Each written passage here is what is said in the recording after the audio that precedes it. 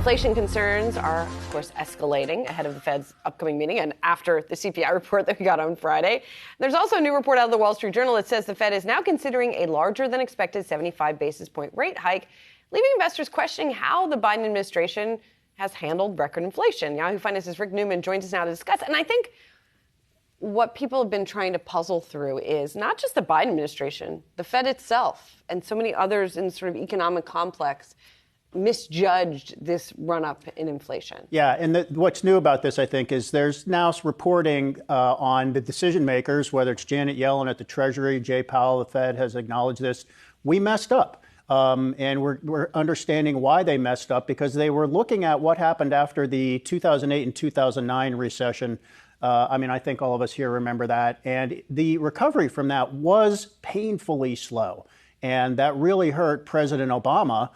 In the 2010 midterm elections, for example, people were wondering, where is this recovery? While the numbers are improving, but people are saying, I don't feel like things are getting very much better. And that was one of the shellackings that Biden's Democrats took in the midterm elections. So that's when Biden lost control of Congress. The Democrats lost control of Congress. So President Biden was there. He was vice president then. He came in. He remembers that very well. And his policymakers basically said in 2021, let's make sure that we don't make that mistake again. So they made a different mistake. They made a different mistake. Let's supercharge this recovery. And they actually did.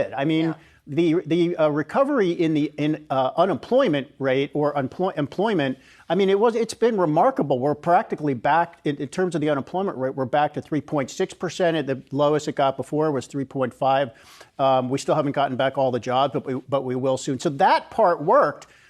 They just didn't count on inflation because we haven't had inflation in 40 years. So they thought, that's a thing in the past. Well, it's not. No, Rick, I really liked your story and on the Yahoo Finance homepage now, and you're, of course, talking about gas prices, but there's not much the Biden administration can do about it. And prices might still go higher. Right. So I just looked before it came on, $5.10. We hit $5 3 days ago, and now we're at $5.10. And I've seen some forecasts saying, just based on the price of the wholesale price of gasoline right now, this could hit $5.50 within a couple of weeks. Here's another thing I looked up just before I came on. Anybody remember what the price of gas was right before Russia's invasion of Ukraine?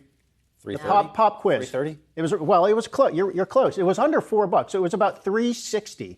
Between $3.50 and $3.60, it's now basically $5.10. So and that was even high. We thought that was. I think we'd all be pretty happy to have $3.60 now. But so just since the Russian invasion of Ukraine, gas prices up $1.50 per gallon.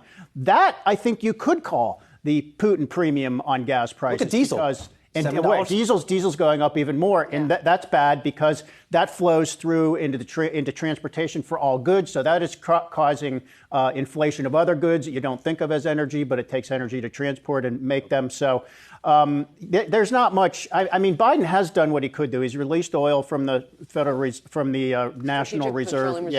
And he's going to put a little more ethanol in some oil, that gasoline. That's not going to make a big difference. We are hearing more serious conversation about waiving the federal gasoline tax. That's 18.5 cents a gallon. I guess that would help a little if they did that, but it's no guarantee consumers would get all of that 18 cents. Some of that might go to the retailers or the wholesalers. So I don't know. Right. I don't have any good news on this anytime soon. It might be a little easier to pay $5.10 a gallon if everything else wasn't also going up. Right. At such an incredible rate.